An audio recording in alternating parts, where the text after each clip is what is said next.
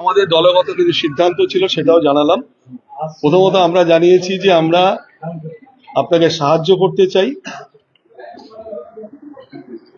আপনি helpline number দিন, সামনে বর্ষা আসছে।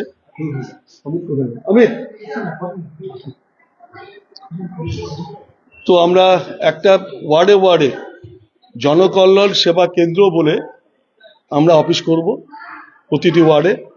যারা কাউন্সিলর ছিলেন, যারা কাউন্সিলর নেই, সাহায্য করার জন্য হেল্পলাইন নাম্বার ওয়ার্ডে ওয়ার্ডে আমরা জনগণকে দেব। আর কর্পোরেশন থেকেও আমরা চাইছি যে একটা হেল্পলাইন নাম্বার হোক, সামনে বড় হেল্পলাইন নাম্বার। গাছ কাটতে পারে, গাছ পড়ে যাবে, অনেক জায়গায় জল আছে, অনেক জায়গায় পার্কিংয়ের সমস্যা আছে। আর স্টেডিয়ামে একটা মেলা হয়, সেখানে আমরা বলেছি 2 মাস মেলা হোক, আর 10 মাস ওখানে যে ক্ষুদিরাম পল্লী, মিত্র সলমনি গলি, খালপাড়া, বিভিন্ন জায়গায়, মহানন্দাপাড়া এলাকায়, আমাদের ইলকা রোড, সেবক রোড, বিধান রোডের, সেটসিলার মার্কেটের অনেকগুলো গাড়ি আছে, স্কুটার রাখতে পারে না। এমনকি আর্মির গাড়ি আছে, তারা রাখতে পারছে না, রাস্তার উপরে গাড়ি রেখে আর্মিরা মাল দিচ্ছেন।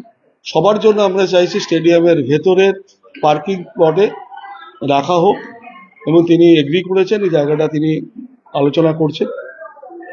সেই জায়গাতে রাখলে পরে অনেকটা পার্কিং হবে। আর শিলিগুড়িতে পার্কিং আমাদের আরো করতে হবে। হাইড্রোলিক পার্কিং আমরা প্রস্তাব দিয়েছিলাম, অন্য কোনো পার্কিং হোক। যতদিন না পার্কিং হচ্ছে স্টেডিয়ামে, মেলা গ্রাউন্ডে পার্কিং ব্যবস্থা করা হোক। আরেকটা আমরা বলেছি যে সমস্ত যে ড্রেনগুলো আছে সেটা বন্ধ হয়ে আছে। আগের কর্পোরেশন সেই ড্রেনগুলো তৈরি করেনি। তো আমরা বলেছি যে ড্রেনগুলো করা উচিত ছিল আর 3 মাস আগেই, এখন ড্রাই অবস্থায় নেই। তবুও আমরা বলেছি ড্রেনের উপরে যদি কেউ বসে থাকে তাকে খুলতেই হবে, ড্রেন কোনো বন্ধ করা চলবে না। ড্রেন বন্ধ করে দোকানদারি হবে না। ড্রেন বন্ধ করে ড্রেনকে ক্লিয়ার করে দোকান যদি করতে হয় সে আলোচনা করব, কিন্তু জল নিকাশি ব্যবস্থা বর্ষার আগে সমস্ত জায়গায় ক্লিয়ার করতে হবে। আর অনেকগুলো জায়গায় আমরা ইলেকট্রিকের আন্ডারগ্রাউন্ড কেবিলের কাজ হয়েছে, সেগুলো হঠাৎ করে মেয়র চলে গেছেন, কিন্তু উনি চালু করেছে, কিন্তু ওই রিপেয়ারিং হয়নি। যেটা ফান্ড অ্যালটমেন্ট থাকে ইলেকট্রিকের, সেটা সব ওয়ার্ডেই আন্ডারগ্রাউন্ড ইলেকট্রিকের কাজের উপরে রাস্তা কাটা হয়েছে, সেই কাটাগুলো বানাতে হবে। আর আমাদের যে বস্তি এলাকায় অনেক সমস্যা আছে, অনেক জায়গায় ইলেকট্রিক পোল হেলে আছে, অনেক জায়গায় তার ঝুলে আছে।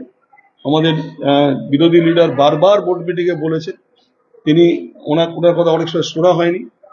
আবার অনেকগুলো ডেভেলপমেন্টের টাকা দেখবেন SWM কেন্দ্রীয় সরকারের প্রজেক্ট, সেটা সোর্স থেকে নেওয়ার কথা, দোকান থেকে হোক, কালো বালতি, সাদা বালতি, সাদা বালতি, গ্রিন বালতি, ব্ল্যাক বালতি দেওয়া থাকে, সেইগুলো তারা দোকান থেকে কালেক্ট করবে, সেটা ঠিকমতো হচ্ছে না, SWM এর কাজ। আরেকটা হলো রাস্তার উপরে মাল পোড়ার কথাই না, বাড়ি থেকে সোর্স থেকে মাল নিয়ে গাড়িতে দিতে হবে।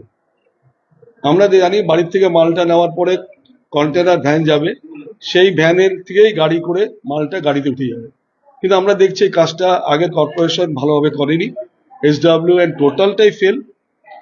আমরা বলেছি এটা এই কাজটা আরো ভালোভাবে করতে হবে। পুজোর আগে কয়েকটা রাস্তা আছে, বিশেষ করে মিত্র সলমনি, হেরিটেজ পুজো, আমাদের অনেকগুলো বড় বড় পুজো আছে, সেই পুজোতে সামনে যত পটলস রাস্তা আছে শিলিগুড়িতে, সেই পটলসগুলো রিপেয়ারিং করতে হবে।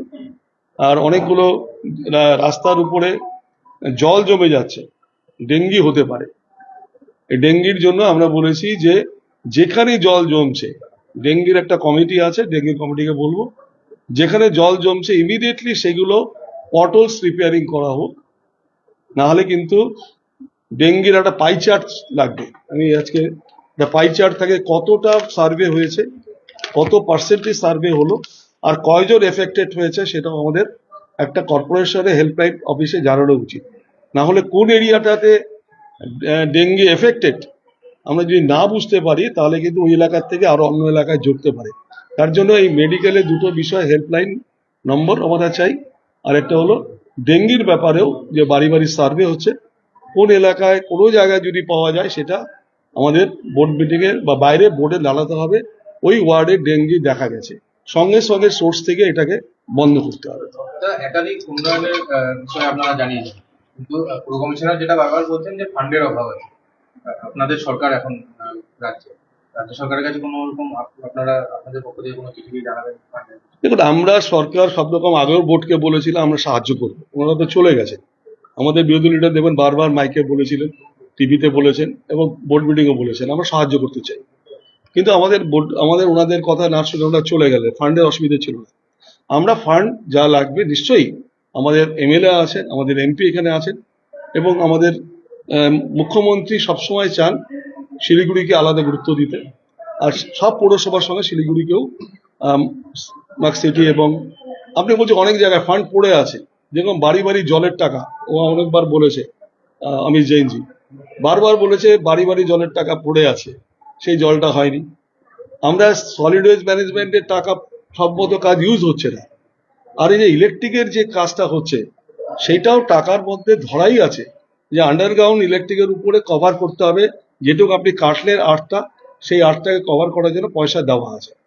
তো এগুলো তো লাগবে না। আরে কয়েকটা পয়েন্ট সব ওয়ার্ডে পাস করা আছে বোর্ড মিটিং এ, সেই টাকাটা তো অ্যালটমেন্ট করা আছে।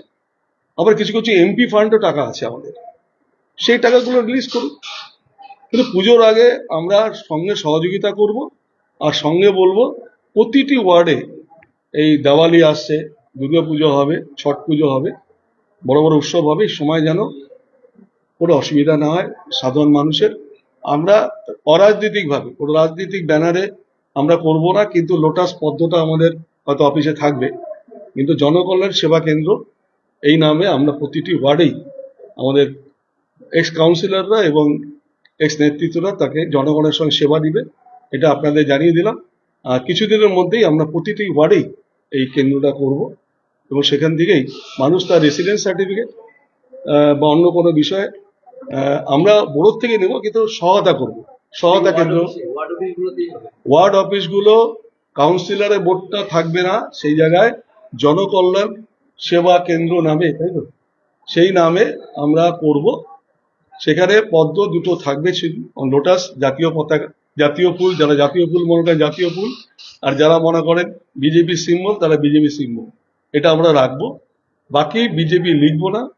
আর প্রতিটি জায়গাতে আমাদের লোকরা যে কোনো বিষয়ে সাহায্য করবে, 24 hours ex councillor, x LOP এবং আমার পার্টির নেতৃত্ব হেল্প করবে।